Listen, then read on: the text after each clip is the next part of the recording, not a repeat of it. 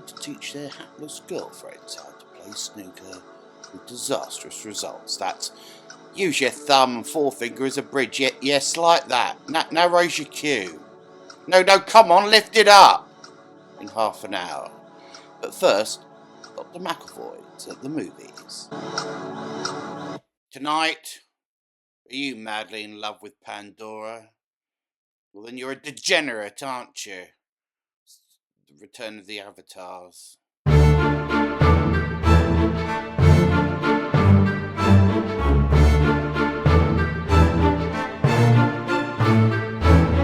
Well, here we are again, 3 years after a sequel nobody wanted to a movie that made no cultural impact whatsoever, beyond becoming a sort of byword for cinematic hubris and a waste of a once impressive talent.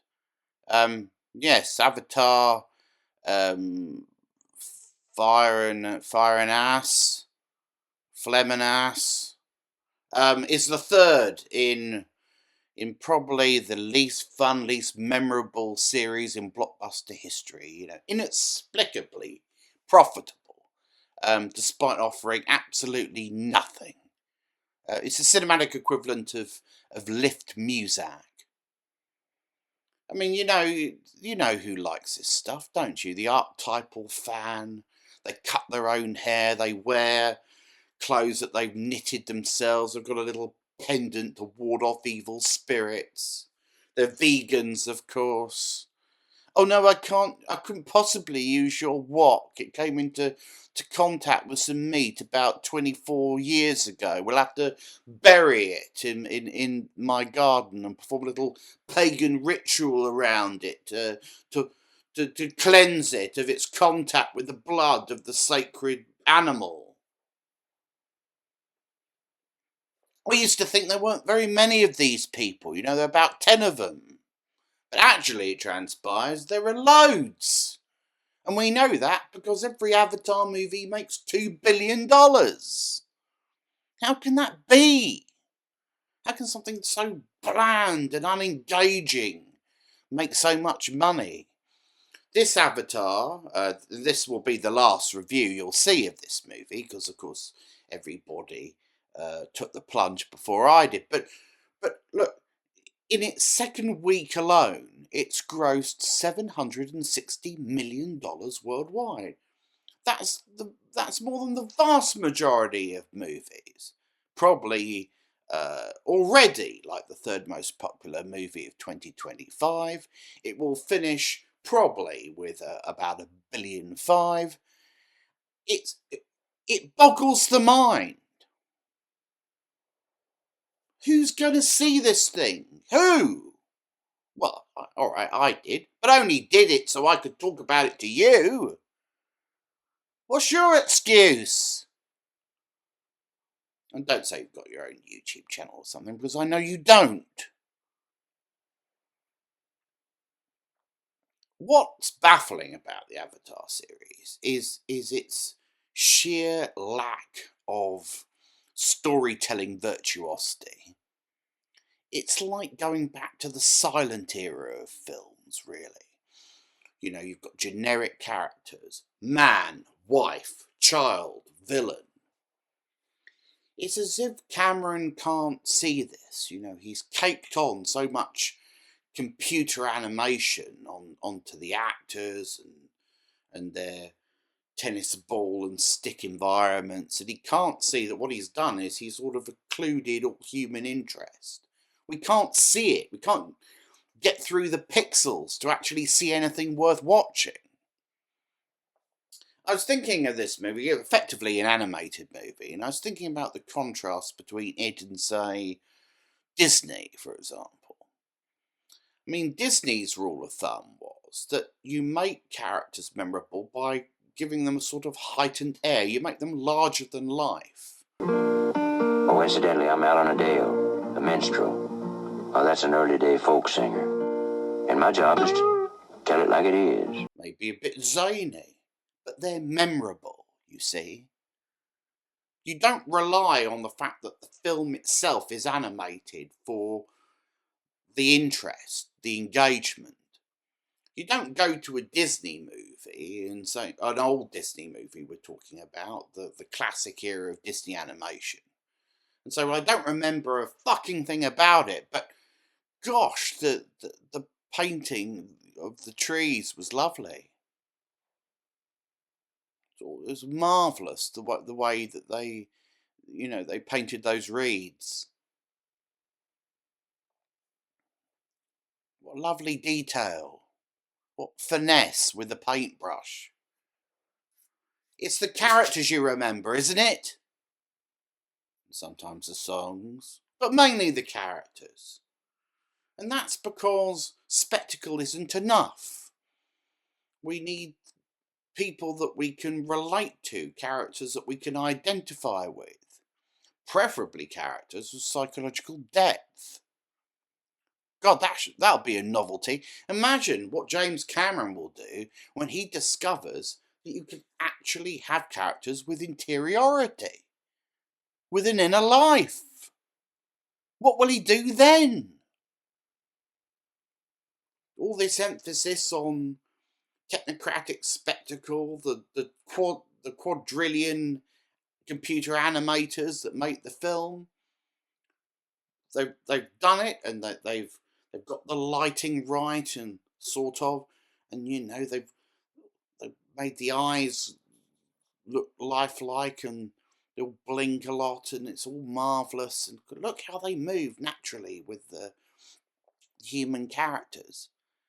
But they're one note. They may as well be trees, or whales, or squid. There's no human interest. And that's because James Cameron has gone for sort of naturalism in his performances, in a movie that's all spectacle. Well, that's fine, as long as your characters aren't underwritten. You can have naturalism. There's naturalism in The Godfather, but The Godfather has got psychological depth. That's why it's memorable.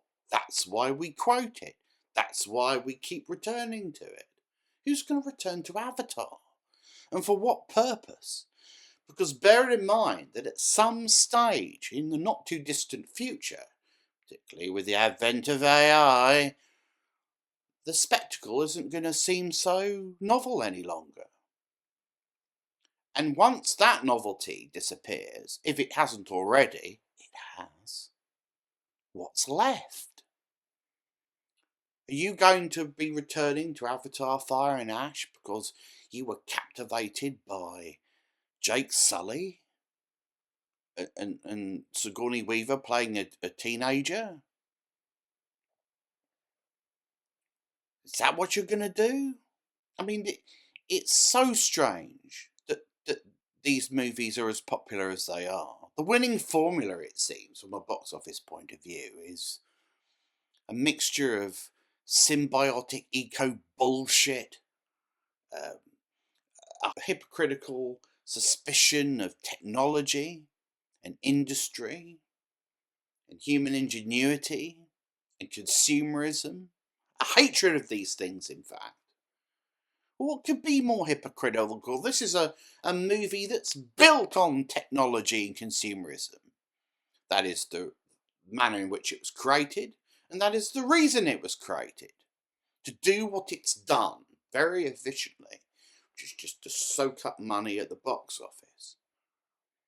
And that would be fine, again, if you'd created memorable characters and a story that was resonant with many millions of people. What is it people are getting out of this thing? I genuinely don't know. Do you know? And if so, can you tell me in less than 10 words? I don't want to read your essays on Avatar, so that's what I'm saying. Don't send me, your 2,000 word critic. I don't want to read that. I do things to do with my time, So I understand that these videos suggest otherwise. But it's so strange that a film that sort of is almost a repudiation of psychological depth and deals with archetypes and not people is as popular as it is. My God, in this movie, there's even the casting of Una Chaplin. It's as if Cameron is underscoring that connection with the silent era. We accepted it in the 1920s because we understood that cinema hadn't yet evolved to the point where you could tell stories with psychological depth.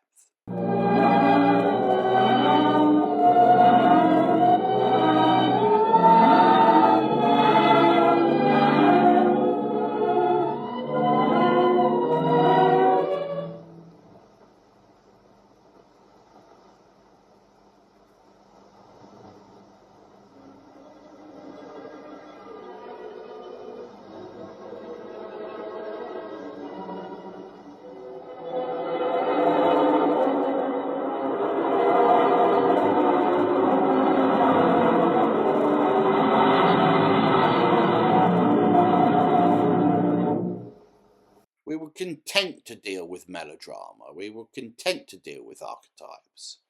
It was all about the visual spectacle. So, congratulations, Big Jim. You've innovated your way all the way back to the fucking silent era. Great job.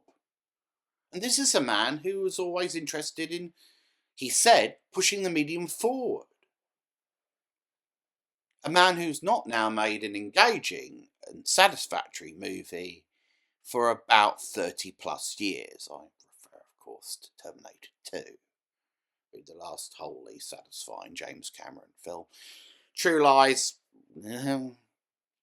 Titanic, an abomination, an insult to the dead. Reduced the real passengers to props in an otherwise silly and again one-note melodrama. You see, Big Jim over the years has progressively lost interest in humanity,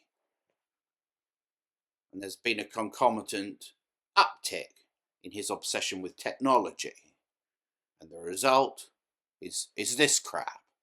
It's 3 hours of nothing. Nothing! But, you know, you've already seen it 4 times, haven't you? Is that what it takes now to make a successful 4-quadrant blockbuster? You know, it's so strange. Oh, sure, if you make your film broad enough, it will work in every market with every individual. But there's a point where if you boil something down enough, you get tofu, don't you? Everyone can eat tofu. But who loves it? Well, I suppose my imaginary archetypal Avatar fan, perhaps. What a joy they must be going out to eat with. Oh, I just can't have anything. I'll just have to have a plate of chips.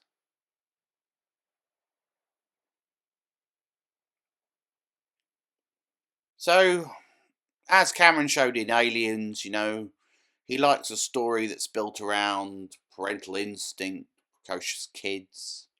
This movie's no different. It primarily focuses on Spider, that's the child of the General Quidditch, or whatever his name is. You know, who left his evil militaristic dad and went to live native with the Na'vi. Do you remember that? No? Well, me neither. But anyway, in this movie, he's sort of pivotal. He learns to breathe the Pandoran air, and this, of course, makes him a bit of a prize asset. Because if the humans can replicate that, they too can breathe on Pandora.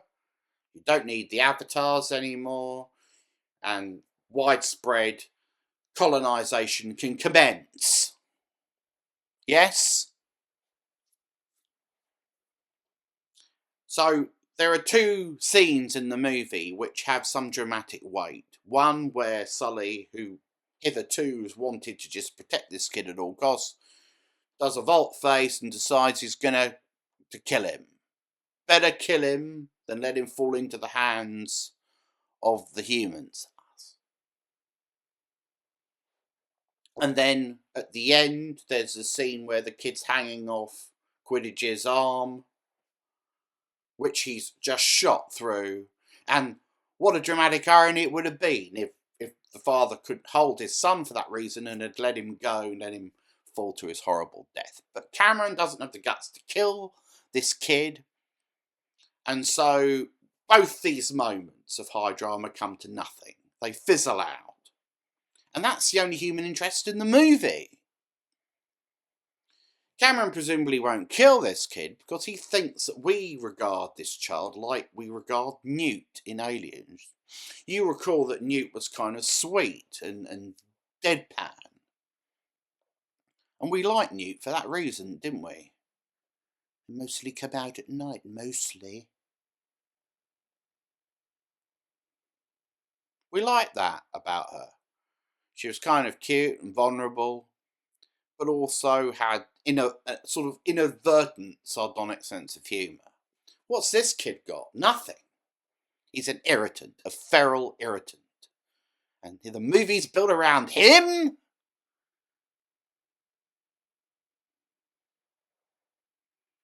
We're in dark territory here, James Cameron fans. This is like a copy of a copy of a copy. You've forgotten what the original appeal of this sort of character is. But, if you're a director who's obsessed with technology, if you're obsessed with the technocentric aspect of things, you don't care, do you? You're too fixated on the shot to notice that the performances suck. And anyway, you haven't seen the footage in years. It's been passed over to the computer animators to render the backgrounds. No AI, we're told. No generative AI. I mean, when Cameron went to see the premiere, and he was sitting in the audience watching Phlegm and Ass for the first time, it's probably the first time he'd seen it in 10 years. Maybe you need to be a little bit more engaged with the real footage, Jim? Just an idea.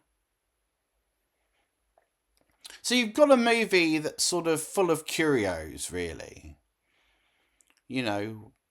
For example, why is the human race just white? It's the only type of human you see. Indeed, the Na'vi referred to us as pink skins. Now, is that because Cameron's making a statement about sort of rapacious colonialism, and therefore the characters have to be white, right? Because if you have black or Asian characters in there, that would imply they're in on it. They're complicit with Whitey's tendency to rape and pillage and destroy the environment. Hans, are we the baddies? Is that inadvertently racist? To characterise us pinkskins that way? I can't say I cared for it. What did you think? Do you think? But I didn't like it. There's a scene where Sigourney Weaver conjures up the Earth Mother, who looks like the baby out of 2001: A Space Odyssey. A sort of duet machina end. Oh, send in the squids from the Earth Mother. Well, if you can do that, why don't you do it earlier? I have to sit through all this bloody nonsense and all these battles when, the Earth Goddess could save the day at any time. Just a thought. The Ash people, headed by Una Chaplin, who's the only interesting character in the movie, I would argue, have lost their faith because they decided to camp near a live volcano, which of course turned everything into an arid wasteland and dust.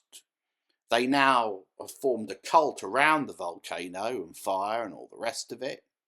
So they repudiate Uawa, or whatever her name is, the Earth Mother, and they don't believe in all of that. Well, one's inclined to say, why not travel a bit, meet other Na'vi, talk to them? And then you'll discover that the connection with the land and the ocean is still there in other parts of the planet. Why don't they travel more? Why would you stay in an environment that was just dust, where resources were hard to come by? I mean, clearly they venture into other parts of the planet, they attack the Na'vi. Why don't they talk to them a bit? Why doesn't anyone talk to one another in this world? Do you know? I mean, you're a fan, aren't you?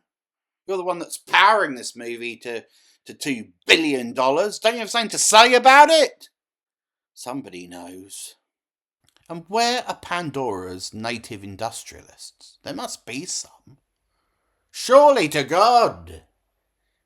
They can't all be, eco people, can they? They can't all be people living in the forest and eating dung and making medicines out of herbs. I mean, somebody, somewhere, must be interested in the scientific method and in industry and in exploiting the planet's natural resources for profit, like a normal person. So ultimately you have a movie that's too long, again, messy in the middle. It's as if, halfway through the editor panicked and went, "Oh, Christ, I've lost it. I lost track of it," and the studio orders us to cut out 45 minutes. We better make some judicious cuts. Hurry the thing along. Half the time it feels like you're watching a sort of Blake Edwards-esque compilation of clips from other movies that he's made. I mean, half of this, I swear I saw half of this movie in Avatar 2. But the memory plays tricks on you, especially when you're bored. You've got a lot of time to think.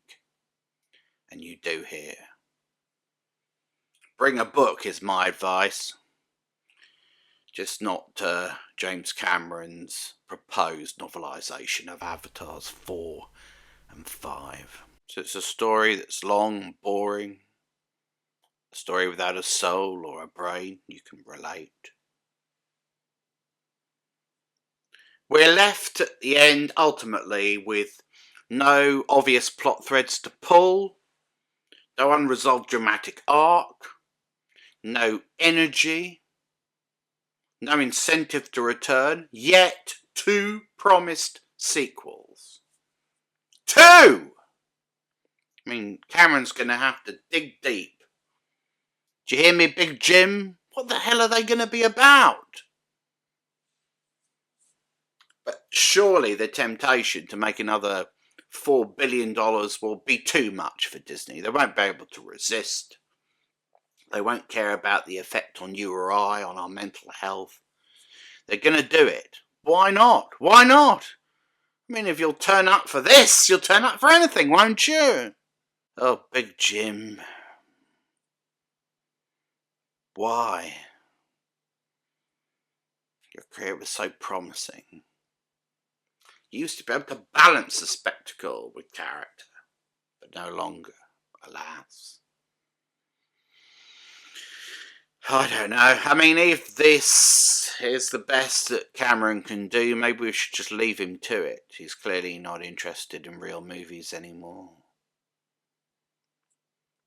What frightens me is that this is considered now the benchmark of box office success. Hey, here comes Big Jim. He saved the movies by making a film that grosses $2 billion every time. Thank God for him. Yeah, thank God for him. I mean, without him, we might be wasting our money on movies with depth. Where would we be then? But we get the movies we deserve, don't we, kids? Don't we? How many of you went to see one battle after another? None of you. You all went to see Avatar, didn't you? And that's why we're in the shit. So, you'll go and see this, but You'll spend the rest of the year watching stuff on streaming. You get what you deserve.